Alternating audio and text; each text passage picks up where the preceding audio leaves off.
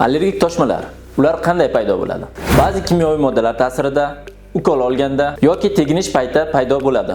Ushbu kimyoviy moddalar atrof muhit, oziq-ovqat, dori-darmonlar, hasharotlar, o'simliklar va boshqa manbalarda bo'lishi mumkin. Bundan tashqari, bosim va sovuq ta'sirida ham allergik toshmalar yuzaga kelishi mumkin. Stressda ham allergik toshmalar yuzaga kelishi mumkin. Allergik toshma ko'rinishlari: eshak yemi, urtikar toshmalar, atopik dermatit, kontakt allergik dermatit, angeneurotik shish, ya'ni kvink shishi bilan birga kelishi mumkin. Allergik toshmalar xarakteristikasi. Allergik toshmalar qizarish, qichishish va teridan biroz ko'tarilgan shish tarzida namoyon bo'lishi mumkin. Qichishish kuchliroq namoyon bo'ladi. Allergik toshmalar aniq chegaraga ega bo'ladi va markazda rangpar maydonga ega bo'ladi. Allergik toshmalar ko'proq eshak yemi 6 haftagacha davom etadi. Bu o'tkir turi hisoblanadi. Agar 6 haftadan uzoq davom etsa, bu surunkali shakli hisoblanadi.